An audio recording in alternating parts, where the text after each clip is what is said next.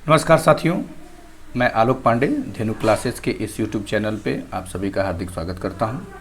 साथियों, target point की GS की जो क्लास चल रही थी उसमें न्यायपालिका चल रहा था, तो उसमें हाई कोर्ट, सुप्रीम कोर्ट हम लोग पढ़ रहे थे। अभी लोअर कोर्ट उसमें बचा हुआ था। एक टॉपिक मैंने बनाया, तब तक मूल कर्तव्य छोटा सा टॉपिक है। तो मूल कर्तव्य लगभग कंपटीशन में हर साल यहाँ से प्रश्न बनता है, यदि क्वेश्चन पेपर बनाया जाता है पॉलिटी का। तो ये जो टॉपिक है फंडामेंटल ड्यूटीज, इस वीडियो चूँकि मैं बना रहा था लेकिन ये रिकॉर्ड नहीं हो पाया था। तो फंडामेंटल जो ड्यूटीज है, फंडामेंटल ड्यूटीज यानी कि मूल कर्तव्य, तो मूल कर्तव्य से प्रश्न बन ही जाता है, एक आध दो क्वेश्चन बन ही जाता है। बहुत छोटा टॉपिक, लेकिन क्वेश्चन पेपर जब सेट किया जाता है तो उसमें इसको तरजीह जरूर दिया जाता है, इसको जगह जरूर दिया जाता है।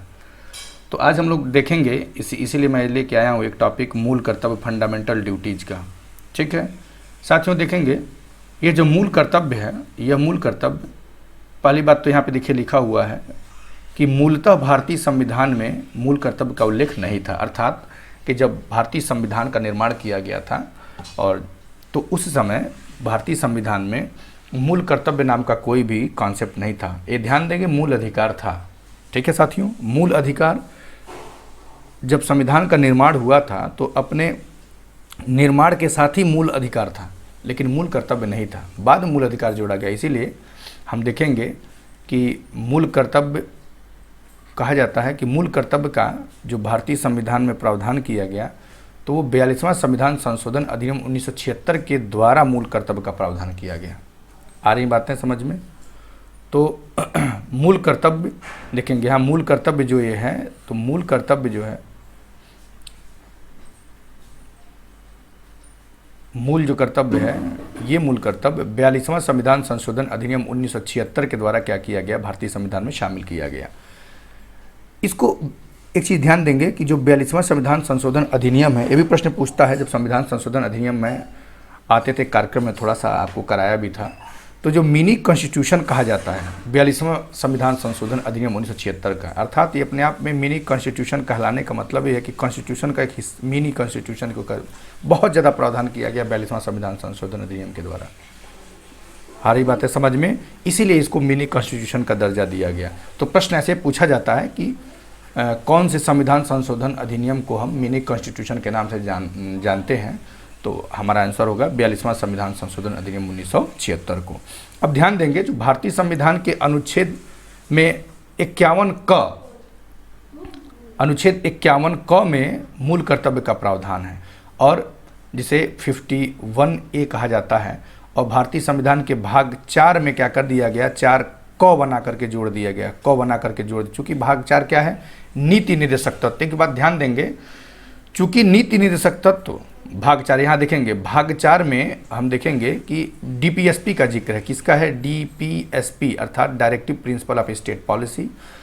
और यह भाग 4 क, इसमें है फंडामेंटल ड्यूटीज। आखिर साथियों, संविधान के इतने भाग हैं, इन भाग में भाग 4 में ही क्यों जोड़ा गया?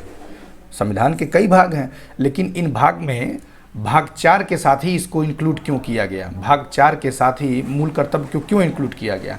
इसलिए इंक्लूड किया गया साथियों, क्योंकि मूल कर्तव्य भी नीति निर्देशक तत्व की भांति इनफोर्सेबल नहीं है।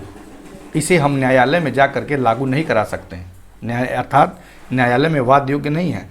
इन दोनों में समानता क्या है? इन दोनों में यही, चूंकि इसीलिए इनको एक कैटेगरी में रख दिया गया, एक साथ रख दिया गया। भाग 4 में डीपीएसपी का जिक्र ऑलरेडी था, तो जिससे इसका कैरेक्टर मैच किया लगभग, तो उसी के साथ इसको क्या कर दिया गया, ऐड कर दिया गया। तो भाग 4 में ही इसको ऐड करके भाग 4 का नाम से फंडामेंटल ड्यूटीज को संविधान में जगह दे दिया गया। अब ये ध्यान देंगे कि जो भाग 4 है, जो डीपीएसपी है, जो भी मैं क्लास में पढ़ाया नहीं हूँ, राज्य के नीति निर्देशक तत्व बोलते हैं डीपीएसपी को, इंग्लिश बोलते हैं राज्य के नीति निर्देशक तत्व, directive principle of state policy बोलते हैं। तो अब इसमें क्या होता है कि जो राज्य के नीति निर्देशक तत्व हैं, इसमें राज्य सरकार की जिम्मेदारी होती है कि राज्य अपने संसाधनों को ख्याल में रखकर, अपने संसाधनों को ध्यान में रखकर वो क्या करेगी, नीतियां बनाएंगी और इसको क्या करेगी, नीति निर्देशक तत्वों को लागू करेगी, जिससे आर्थिक लोकतंत्र मजबूत होता है, आर्थिक लोकतंत्र का विकास होता है। ये ध्यान देंगे डीपीएसपी के द्वारा।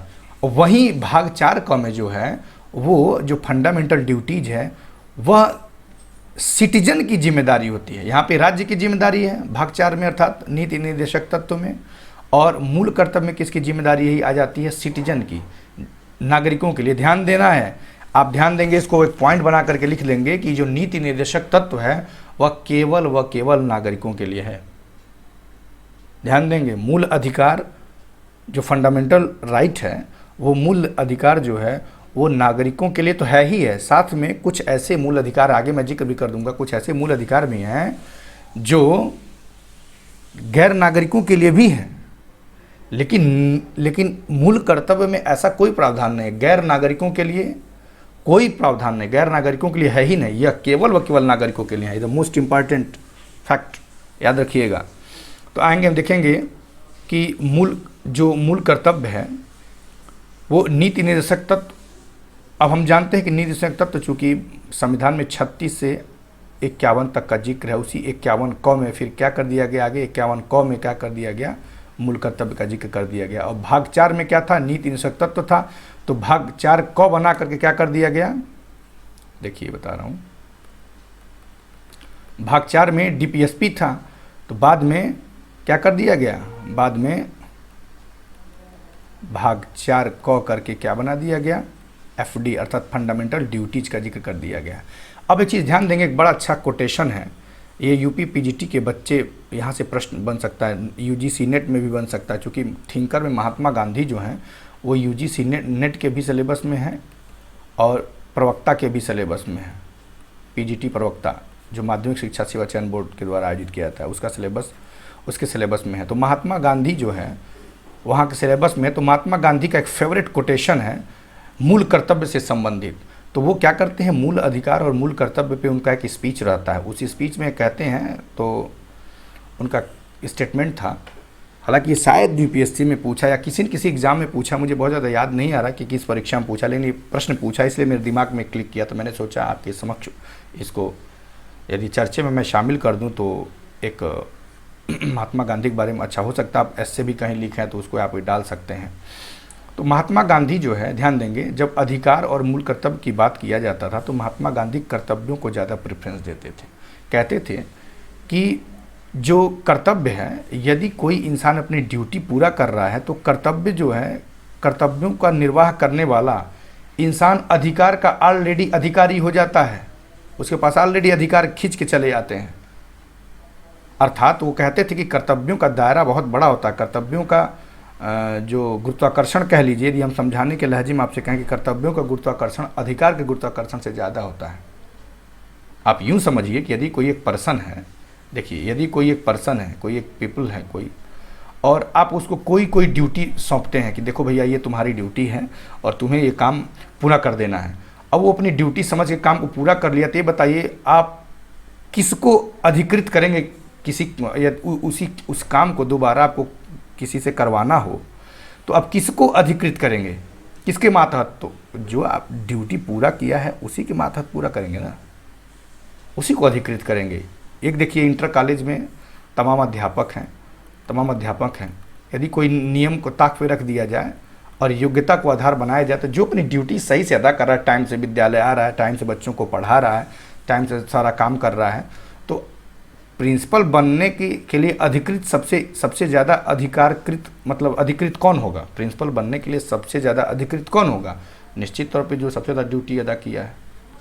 इसमें कहीं कोई सोचने समझने की बात ही नहीं आती है। गांधी जी ये कहते थे कि अधिकारों और कर्तव्यों में, तो क्वेश्चन ऐसा बन सकता है, निम्न में से किसने अधिकारों की जगह कर्तव्यों को ज़्यादा प्रेफरेंस दिया है ना? तो महात्मा गांधी ने दिया, ये ध्यान रहेगा। अब देखिए, अब इसके बाद देखिए मूल कर्तव्य के बारे में देखिए देखिए थोड़ा सा हम बात समझेंगे कि आखिर जो ये मूल कर्तव्य है ना, ये जो फंडामेंटल जो ड्यूटीज है, आ रही बातें समझ में? यहाँ देखा जो मूल कर्तव्य है, ये जो मूल कर्तव्य है,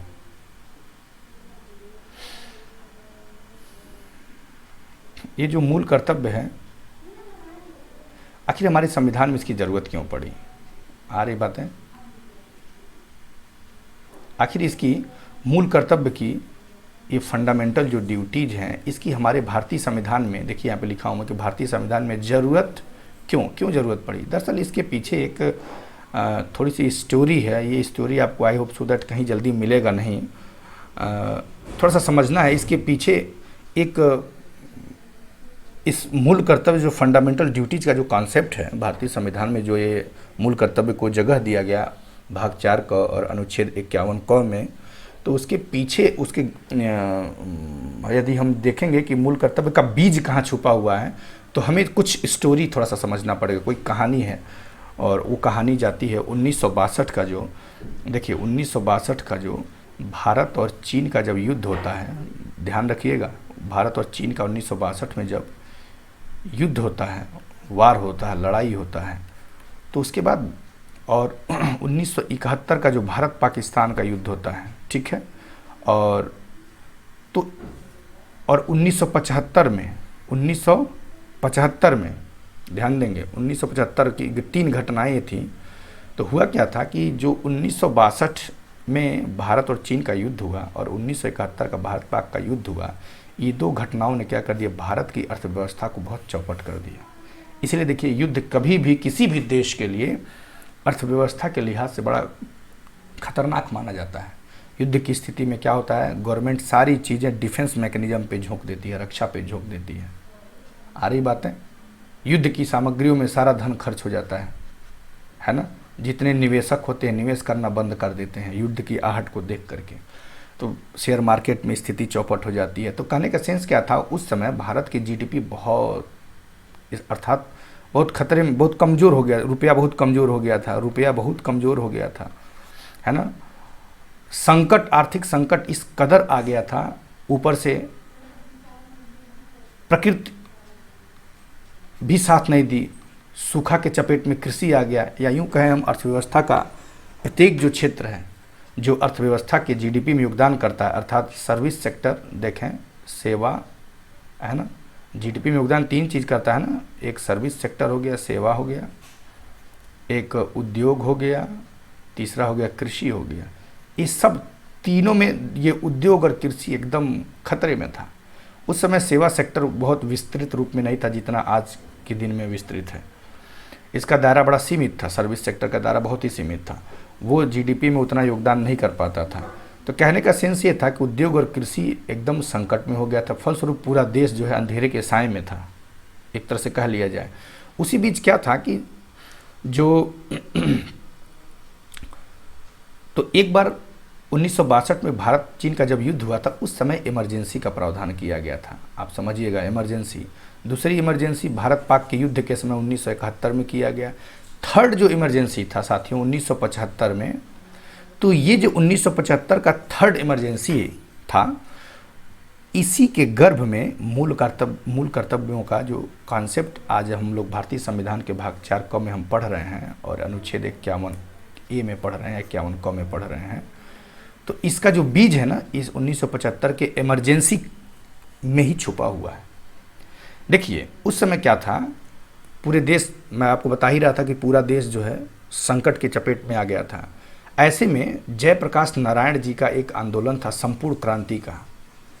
तो ध्यान देंगे, एक जीके जीएस में प्रश्न भी पूछता है, हिस्ट्री आधुनिक भारत में, अर्थात मॉडर्न इन जो हिस्ट्री है, मॉडर्न जो हिस्ट्री है, उसमें आप देखेंगे आधुनिक भारत में, तो एक लुसेंट में भी देखेंगे या अन्य कहीं किताबों में देखेंगे, एक सेगमेंट बनाता है, इधर कई स्टेटमेंट हैं, कई नारे हैं और किसने दिया, ऐसे करके दिया है, जैसे करो या मरो, है ना, जय हिंद, दिल्ली चलो, इंकलाब जिंदाबाद, है ना। तो इस तरह से जितने नारे हैं उसी तरह से संपूर्ण क्रांति का एक नारा क्वेश्चन पूछता है, ध्यान देंगे, संपूर्ण क्रांति, जीआईसी वाले बच्चे देखेंगे, जीआईसी में जीएस है, पूछता है संपूर्ण क्रांति का नारा। संपूर्ण क्रांति का नारा किसने दिया था साथियों, तो जयप्रकाश नारायण ने दिया था। मोस्ट इंपॉर्टेंट, इसको कहीं साइड में नोट कर लेंगे, वही बॉक्स बना करके। पुछल्ले टाइप में कॉन्सेप्ट ये फैक्ट होते हैं, लेकिन इनसे प्रश्न बनना जब बन जाते हैं इतने इंपॉर्टेंट होते हैं, फिर दिमाग वहाँ पे दिमाग वहाँ पे क्लिक नहीं करेगा तो आपको प्रश्न गलत करके चले आएंगे। तो जो जयप्रकाश नारायण जी थे, तो जयप्रकाश नारायण जी उसमें संपूर्ण क्रांति का नारा दे रहे थे। ऐसे में इसलिए देखिए भारतीय इतिहास में हम देखेंगे तो जो 1900, चूँकि इमरजेंसी जो थर्ड इमरजेंसी था साथियों, जो तीसरा इमरजेंसी था 1975 जो लगा था, ये लगभग 2 साल मोटा मोटी देखा जाए तो 2 साल तक चला था, 75 से 77 तक चला था। एग्जैक्ट डेट तो 2 साल नहीं है, कम ही होगा 2 साल से। तो इसको डार्केस्ट पीरियड ऑफ डेमोक्रेसी कहा जाता है, भारत के लोकतंत्र में सबसे अंधकारमय काल कहा जाता है। ठीक है, उस समय जब संपूर्ण क्रांति का नारा चल रहा था तो सरकार को लगा कि ऐसे काम नहीं चलेगा, लोगों को उनकी ड्यूटी क्या है देश के प्रति उसको याद दिलाना पड़ेगा। तो ऐसे में सरकार ने क्या किया, एक कमेटी गठित की जिसका नाम था सरदार स्वर्ण सिंह समिति, है ना। ये ध्यान देंगे, सरदार स्वर्ण सिंह समिति थी। इंदिरा गांधी उस समय पीएम थी। कौन था पीएम? इंदिरा गांधी। और डॉक्टर फखरुद्दीन अली अहमद क्या थे? उसमें भारत के राष्ट्रपति थे। तो इंदिरा गांधी ने उनको सलाह दिया, एडवाइस किया कि आपको क्या करना चाहिए, भारत में इमरजेंसी लगा देना चाहिए। तो वही इमरजेंसी, थर्ड इमरजेंसी लागू किया गया।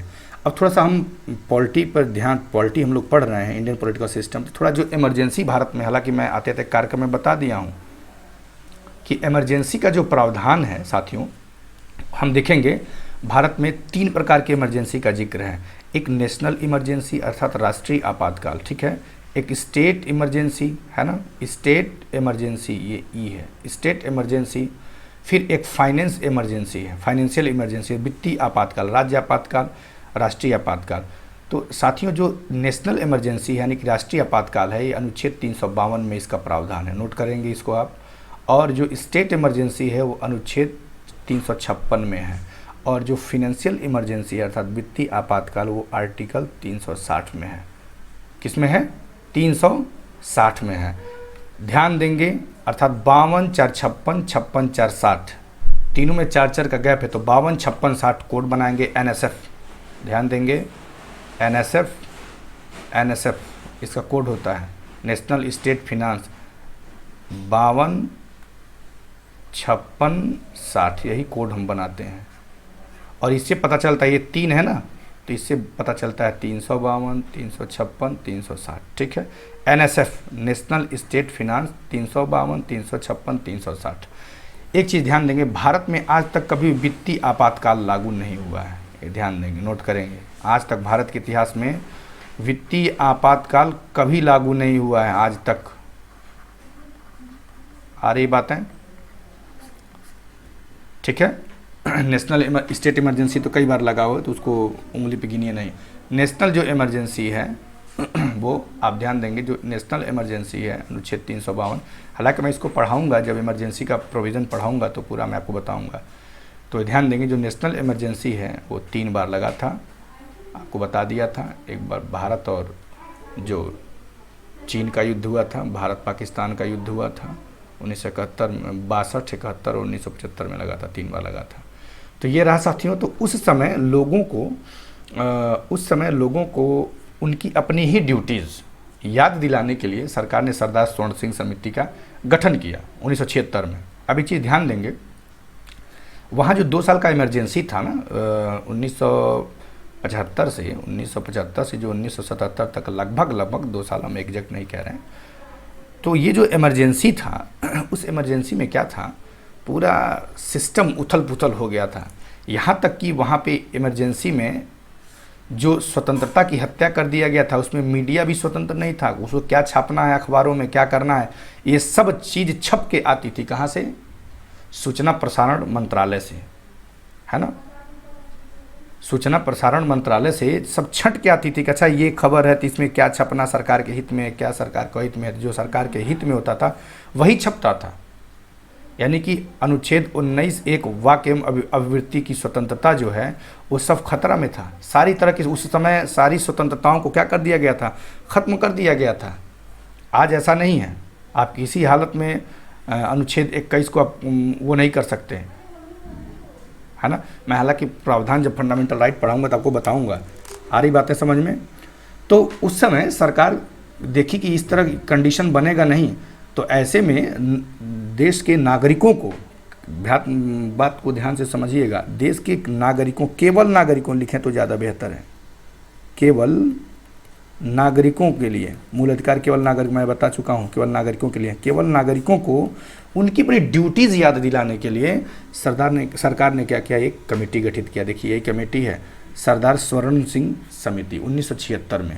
तो गवर्नमेंट क्या किया, 1976 में सरदार स्वर्ण सिंह समिति का गठन किया। अब देखिए यहीं पे मैं आपको बता रहा था कि सरदार स्वर्ण सिंह समिति ने मूल कर्तव्यों की कुछ लिस्ट जो है सरकार को सौंपी कि ये मूल कर्तव्य है, इसका संविधान में प्रावधान करना चाहिए। तो उस समय तो इन्होंने केवल 10 ही मूल कर्तव्यों का, मतलब सरकार केवल 10 मूल कर्तव्यों को ही मूल कर्तव्य में शामिल किया सरदार स्वर्ण सिंह समिति का। सरदार स्वर्ण सिंह समिति को भी हम डिटेल में पढ़ेंगे, क्योंकि यहाँ पे 2 कमेटियाँ, दोनों कमेटी को अच्छे से पढ़ेंगे तो देखेंगे। अब एक चीज़ और देखेंगे जो मैं चर्चा कर रहा था कि फंडामेंटल जो ड्यूटीज है, अर्थात जो मूल कर्तव्य है, वह केवल नागरिकों के लिए है। यहाँ पे डिटेल लिख भी दिया हूँ। मूल कर्तव्य कितने हैं, 11 हैं। ये ध्यान देंगे, मूल कर्तव्य कितने हैं वर्तमान समय में, 11 हैं। मूलतः मूल कर्तव्य 10 था। संविधान में मूलतः मूल कर्तव्य कितने थे, तो 1 को नहीं था, 1 भी नहीं था। संविधान का जब निर्माण हुआ तो मूल कर्तव्य 0 था। प्रश्न पूछता है, सतर्क रहिएगा। और जब मूल कर्तव्य का निर्माण हुआ, भाग 4 का प्रावधान हुआ 1976 में, तो 42वां संविधान संशोधन अधिनियम 1976 के द्वारा, तो उस समय मूल कर्तव्य 10 था। बाद में सन 2002 में 86वां संविधान संशोधन अधिनियम करके क्या कर दिया गया था, एक और मूल कर्तव्य जोड़ा गया, ताकि मैं उसका जिक्र करूंगा। अभी देखिए ये बहुत इंपॉर्टेंट चीज़ लिखा हूँ यहाँ पे, बहुत ही इंपॉर्टेंट, वेरी इंपॉर्टेंट। क्या है इंपॉर्टेंट, कि कुछ ऐसे अनुच्छेद हैं कि जो मूल अधिकार हैं। ध्यान देंगे, ये मूल अधिकार की बात हो रहा है। ये कुछ ऐसे मूल अधिकार और मूल कर्तव्यों की जब तुलना पढ़ेंगे तो उसमें, चूंकि ये साथ में आता है इसलिए मैं बता रहा हूँ, क्योंकि मैंने आपको बताया कि मूल कर्तव्य केवल व केवल नागरिकों के लिए है, और जो मूल अधिकार है वो नागरिक प्लस गैर नागरिक दोनों के लिए होता है। तो कौन ऐसे मूल अधिकार हैं जो नागरिकों के लिए भी हैं और गैर नागरिकों के लिए है? सभी मूल अधिकार गैर नागरिकों के लिए नहीं है, कुछ मूल अधिकार गैर नागरिकों के लिए हैं। और मूल कर्तव्य तो गैर नागरिक के लिए है ही नहीं, सवाल ही नहीं पैदा होता है। कॉन्सेप्ट बन गया, मूल कर्तव्य गैर नागरिकों के लिए है ही नहीं, मूल अधिकार गैर नागरिकों के लिए है। तो कौन कौन से भैया मूल अधिकार हैं जो गैर नागरिकों के लिए हैं? तो हम देखेंगे अनुच्छेद 14 है, अनुच्छेद 20 है, 21 है। 21 का देखिए शिक्षा का अधिकार, 23 है, 24 है, 25 है, 26 है, 27 है, 28 है।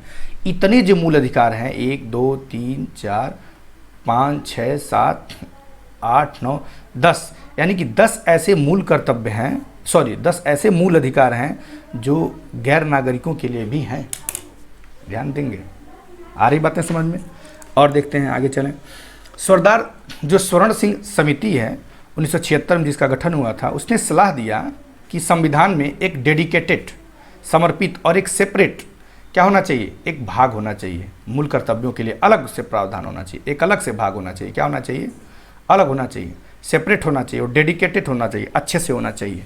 तो सरकार को सलाह दिया, तो सरकार ने क्या किया, भाग 4 क में है ना, अध्याय 4 क कहिए, भाग 4 क एक ही बात। अध्याय 4 क में 42वां संविधान संशोधन अधिनियम 1976 करके, संविधान में 42वां संविधान संशोधन करके 1976 में क्या किया, प्रावधान यही कर दिया, अनुच्छेद 51 क का प्रावधान कर दिया और भाग 4 क का प्रावधान कर दिया, जिसमें मूल कर्तव्यों को क्या किया गया, जिक्र किया गया। साथियों देखेंगे अनुच्छेद 51A 42वां संविधान संशोधन अधिनियम 1976 के द्वारा संविधान में 10 मूल कर्तव्यों का प्रावधान किया गया था। कितने मूल कर्तव्य, 10 मूल कर्तव्यों का, ए से लेकर के जे तक के, ठीक है ना।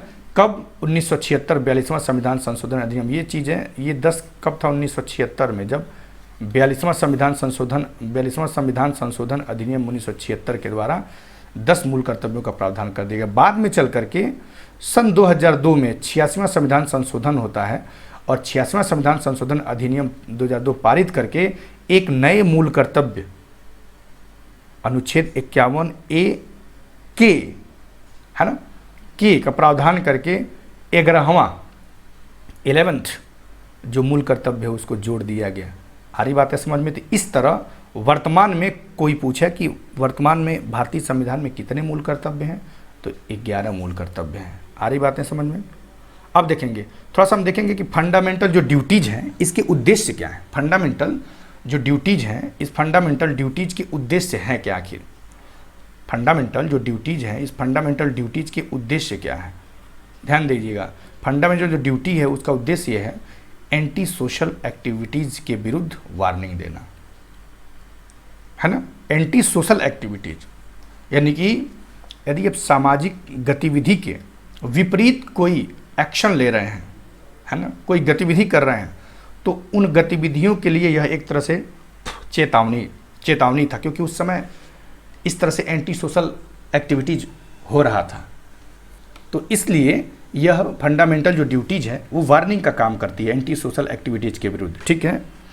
फिर दूसरा चीज़ क्या था कि लोगों को अपनी ड्यूटी को का एहसास कराता था, रिमाइंड कराता था, याद दिलाता था। रिमाइंडर, एक अर्थात फंडामेंटल ड्यूटी रिमाइंडर की भूमिका अदा करता था, वार्निंग की भूमिका अदा करता था, वार्निंग देता था, रिमाइंडर का काम करता था।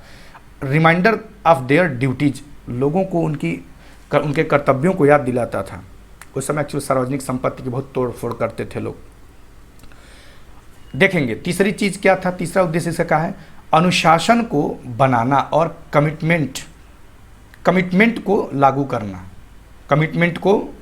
करना, ताकि नेशनल गोल को हम आसानी से अचीव कर सकें। क्या कर सकें? देखिए साथियों, नेशनल गोल को अचीव करने के लिए बहुत ज़रूरी है कि हम फंडामेंटल ड्यूटीज़ को क्या करें, अपनाएं।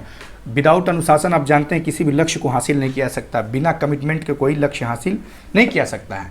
तो इसका 3 उद्देश्य था फंडामेंटल ड्यूटीज़ का। पहला चीज़ एंटी सोशल एक्टिविटीज़ के विरुद्ध वार्निंग जारी करना, ठीक है ना, जैसे नेशनल फ्लैग जलाना, कॉन्स्टिट्यूशन का अपमान करना, या कॉन्स्टिट्यूशनल जितने भी इंस्टीट्यूशन हैं उनका अपमान करना।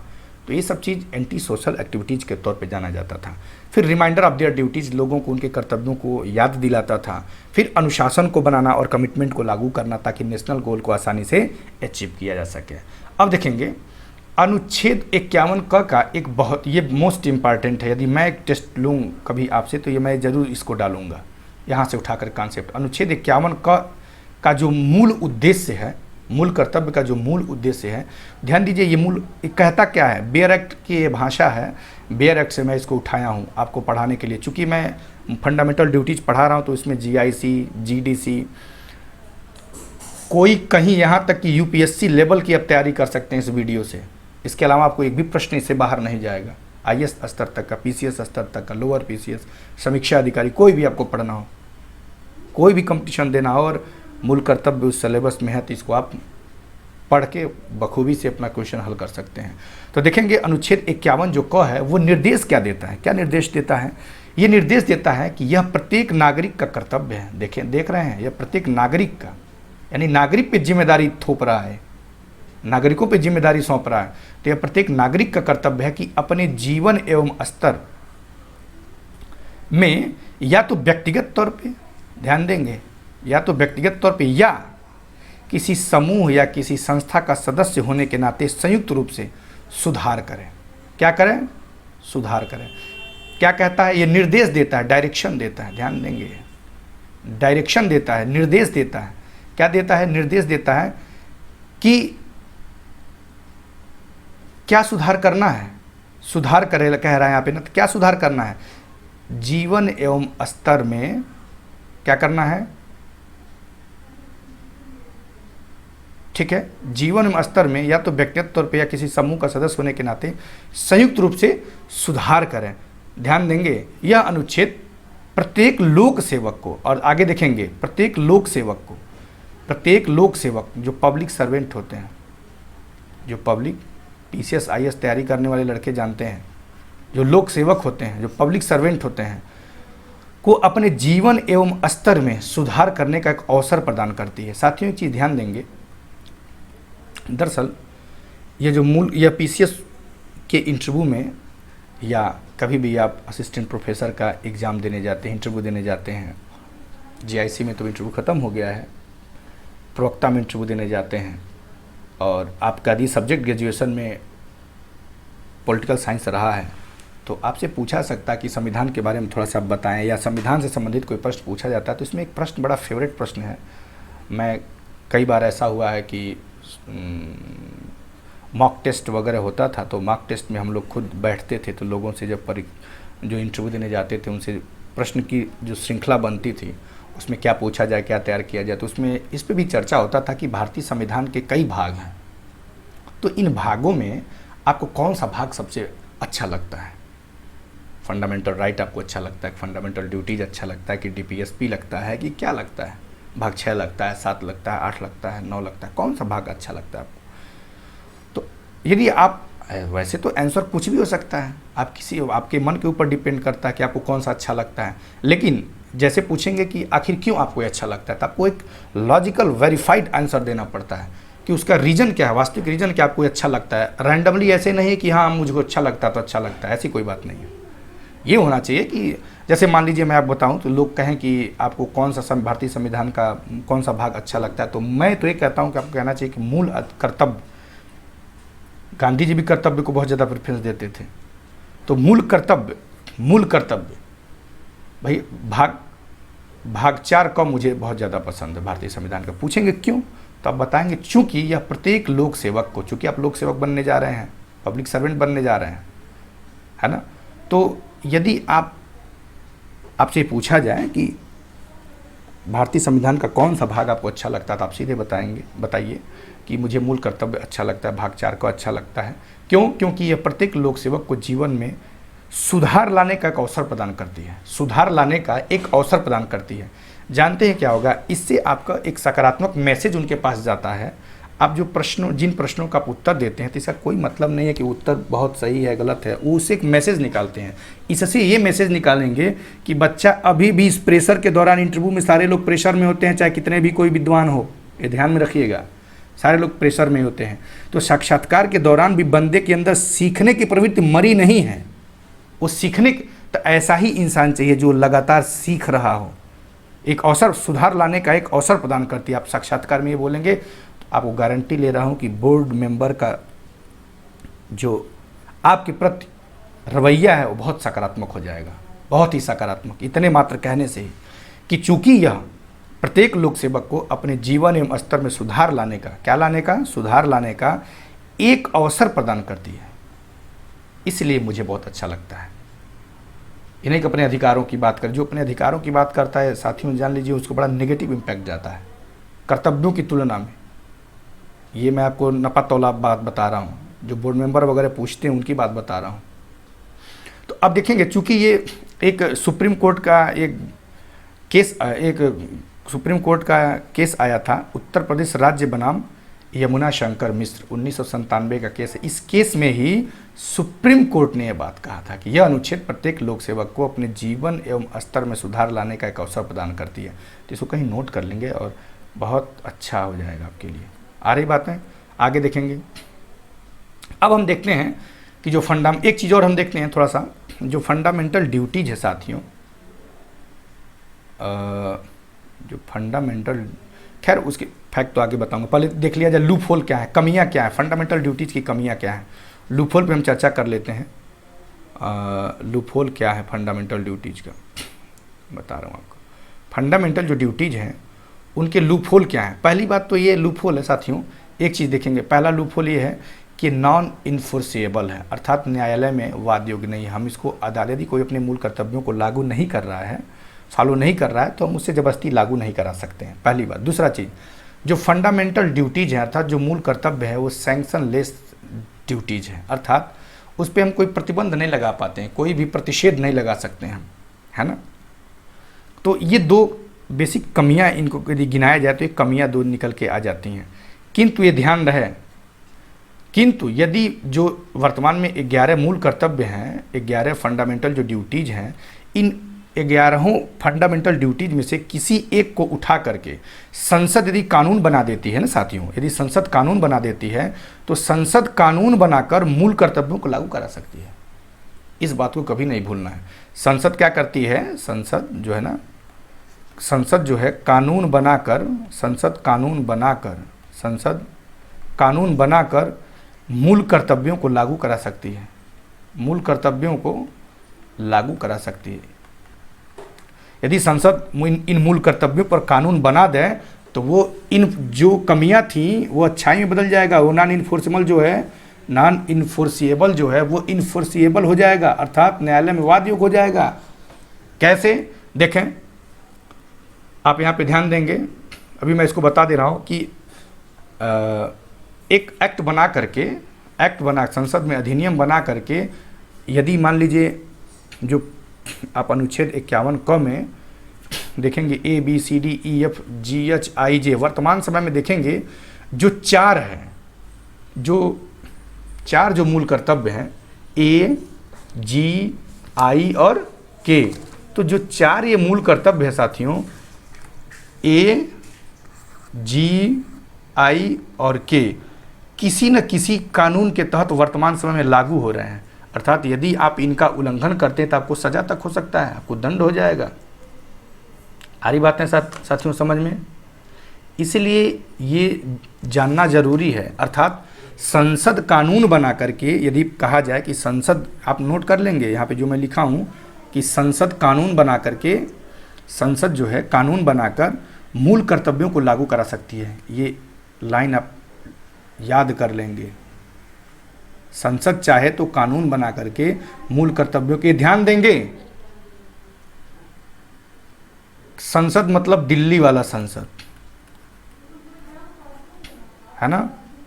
राज्य सरकार मूल कर्तव्यों के संदर्भ में कुछ नहीं कर सकती है। किसी किताब में कहीं जिक्र नहीं है, किसी भी किताब में कहीं ये जिक्र नहीं है।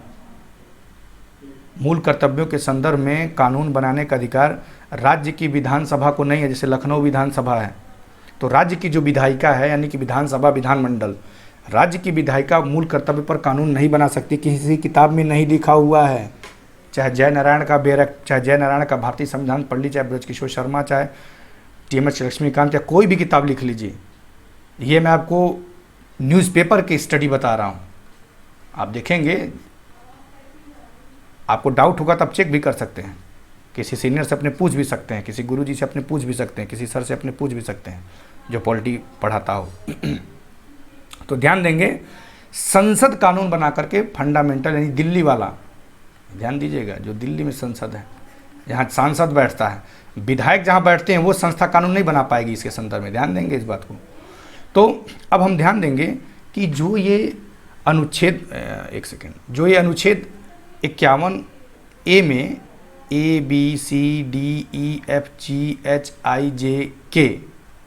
है ना साथियों, IJ 1 2 3 4 5 6 7 8 9 10 11 IJK, ये जो K है तो इसमें AGIK अर्थात AGI और K किसी न किसी तरह से इन चीज़ों पे, इनमें जो चीज़ लिखा हुआ, क्या लिखा हुआ मैं भी चर्चा कर दे रहा हूँ। इन चीज़ों पर संसद क्या कर दिए वर्तमान समय में, कानून बनाने, किसी न किसी कानून के तहत से ये लागू हो रहा है वर्तमान समय। यदि इनको, इन मूल कर्तव्यों का फॉलो नहीं करेंगे तो आपको सजा हो जाएगा।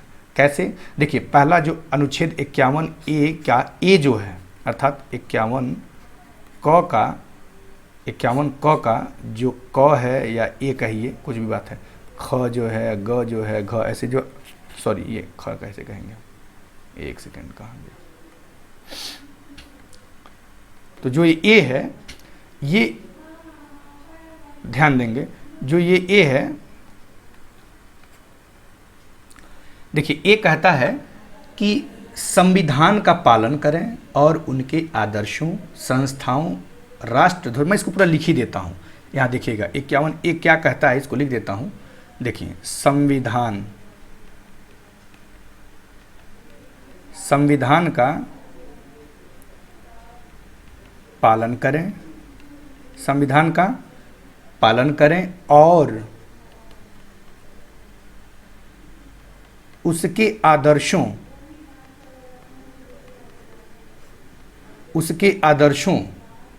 कामा, संस्थाओं, कामा, राष्ट्रध्वज, राष्ट्रध्वज और कामा नहीं रहेगा, और के पहले कामा नहीं रहता है, राष्ट्रध्वज और राष्ट्रगान, राष्ट्रगान का आदर करें। आ रही बातें? ये ध्यान दीजिएगा यहाँ पे थोड़ा सा, जो अनुच्छेद 51A का जो सब क्लाज ए है, ये कहता है कि संविधान का पालन करें। देखें यहाँ पे आप थोड़ी सी गलती करने की संभावना, मुझे लग रहा है आप गलत कर सकते हैं, अभी तक आपका ध्यान नहीं जाएगा, लेकिन मैं अभी आपको बता रहा हूँ तो आप सतर्क हो लीजिएगा, वहीं नोट करके लिख लीजिएगा। अभी मैं बता रहा हूँ, ये कहता है, पहले देखते हैं क्या कहता है। कहता है कि संविधान का पालन करें और उसके आदर्शों, संवैधानिक संस्थाओं, राष्ट्रध्वज और राष्ट्रगान का आदर करें। साथियों देखते होंगे कि दो चीज़ होता है, एक होता है राष्ट्रगान, क्या होता है? राष्ट्रगान, और एक होता है राष्ट्रीय गीत होता है। राष्ट्रगान हम कहते हैं जनगण मन को, क्या कहते हैं? जनगण मन। जनगण मन जो भारत का राष्ट्रगान है, और राष्ट्रीय गीत क्या है? वंदे मातरम। क्या है? जनगण मन अर्थात राष्ट्रगान जो है किसी कार्यक्रम के शुभारंभ के समय गाया जाता है, ध्यान दीजिएगा जहाँ तक मैं समझ पा रहा हूँ। और राष्ट्रीय गीत जो है जब कोई कार्यक्रम समापन होता है उस समय वंदे मातरम गाया जाता है।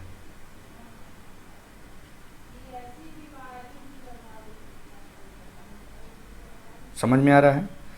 तो अब एक चीज़ ध्यान देंगे, जो ये भारतीय संविधान के मूल कर्तव्य के में जो अनुच्छेद 51A के सब क्लाज ए में जो प्रावधान किया गया है, वहाँ राष्ट्रीय गीत का जिक्र नहीं है, राष्ट्रगान का जिक्र है।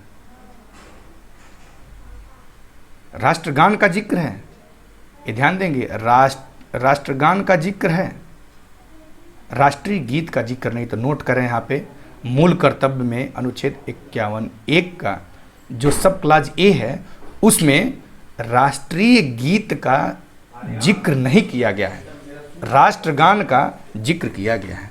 ये मोटा मोटी बात आपको समझ में आ गई। और ये जानते हैं आपको, ये प्रश्न ऐसे ही प्रश्न उच्च स्तरीय संस्थाएं जब परीक्षा ऑर्गेनाइज कराती हैं, जैसे संघ लोक सेवा आयोग, उत्तर प्रदेश लोक सेवा आयोग, इस तरह की संस्थाएं जब परीक्षाएं कंडक्ट कराती हैं तो इन सब चीज़ों पहलुओं पे क्या करते हैं, अब उनके आप देगा निम्न कथनों को चेक करिए कौन कथन सही है, उस कथनों में डाल देगा कि संविधान का पालन करें, अनुच्छेद 51A ये कहता है, ऐसे लिख देगा कि संविधान का पालन करें, उसके आदर्शों, संस्थाओं, राष्ट्रध्वज, राष्ट्रगान एवं राष्ट्रीय गीत का आदर करें। तो राष्ट्रीय गीत का आदर करें तो सीधे गलत हो जाएगा, राष्ट्रीय गीत का जिक्र ही नहीं है, राष्ट्रगान का जिक्र है, राष्ट्रध्वज का जिक्र है। आ रही बातें? तो ये मैं कह रहा हूँ कि इसको मेंशन कर लीजिएगा, ऐसे ही साइड में नोट बना करके आप यहाँ लिख लीजिए कि भारतीय संविधान के जो मूल कर्तव्य अनुच्छेद 51A का सब क्लाज ए है, जिसमें संविधान का पालन करने के बारे में कहा गया, उसके आदर्शों, संस्थाओं, राष्ट्रीय ध्वज और राष्ट्रगान का आदर करने की सलाह दी गई है, की बात की गई है, वहाँ राष्ट्रगान का जिक्र है, राष्ट्रीय गीत का जिक्र नहीं है। Most important. अब देखिए साथियों, ये तो अनुच्छेद 51A कहता है। अब देखेंगे संविधान का पालन करें, उसके आदर्शों, संस्थाओं, राष्ट्रध्वज और राष्ट्रगान का आदर करें। अब एक संसद 1971 में, कब, अब एक थोड़ा सा ध्यान देने वाली बात यह है कि जो 1976 में भारतीय संविधान संशोधन हुआ, 42वां संविधान संशोधन अधिनियम है ना, राष्ट्र गौरव अपमान निवारण अधिनियम 1971, राष्ट्र गौरव अपमान निवारण अधिनियम 1971 जो 76 से पहले बन गया था। तो अब इस नियम का सहारा लेकर के क्या करता है सरकार, क्या करती है, इस नियम का सहारा लेकर के अप्रत्यक्ष तरीकों से, अब देखेंगे यही बात तो ये कह रहा है, संविधान का पालन करें और उसके आदर्शों, संस्थाओं, राष्ट्रध्वज और राष्ट्रगान का आदर करें। यही बात राष्ट्र गौरव अपमान निवारण अधिनियम, यदि राष्ट्र के ऐसी कोई भी बात जो राष्ट्र के गौरव का अपमान करता है, अर्थात उसके राष्ट्रध्वज को आप जला दें, राष्ट्रगान के प्रति आदर ना करें, उसके आदर्शों, उसकी संस्थाओं के प्रति आप आदर ना करें, तो आपको दंड या सजा का प्रावधान हो सकता, दंड या सजा मतलब दंड का प्रावधान हो सकता है। तो अब देखेंगे संसद 1971 में जो कानून बनाया था, इसके द्वारा क्या कर दिया जा रहा है, अनुच्छेद 51A में जो प्रावधान किया गया है, इनडायरेक्टली क्या किया जा रहा है, लागू किया जा रहा है।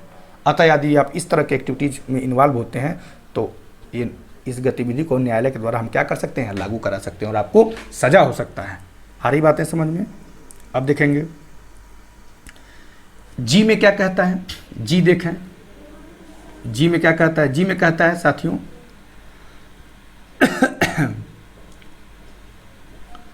कि प्राकृतिक पर्यावरण की रक्षा करें। थोड़ा सा हम देखेंगे यहाँ जी में क्या कहता है ना।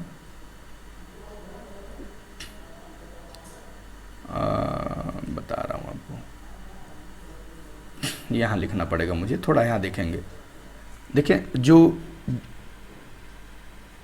आर्टिकल जो है, अनुच्छेद जो 51A का जो सब क्लास जी है, वो ये कहता है साथियों, प्राकृतिक पर्यावरण की, क्या कहता है,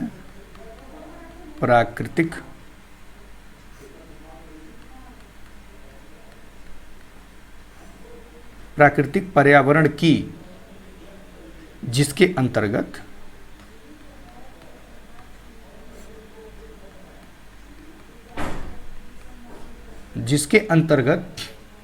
वन, झील,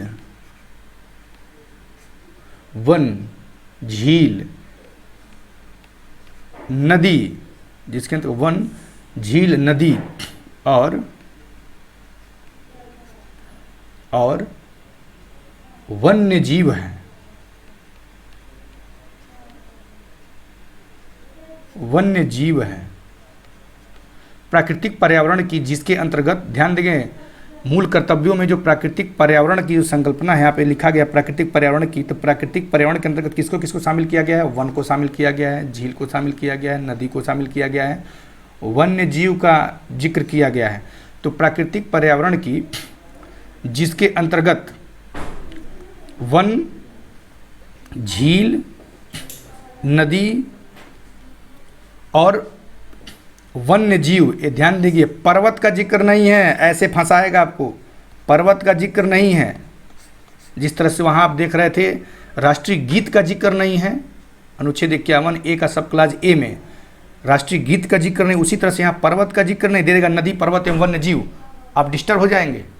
ऐसे संगलोक सेवा में फंसाता है, इसीलिए एक एक शब्द को अच्छे से समझिए। वहाँ यहाँ प्राकृतिक पर्यावरण का तात्पर्य क्या है। प्राकृतिक पर्यावरण का तात्पर्य यह है कि वन, झील, नदी और वन्य जीव, लिखिए, मैं आप देखिए यहाँ पे मैं एक जगह इसको मेंशन कर दे रहा हूँ। यहाँ प्राकृतिक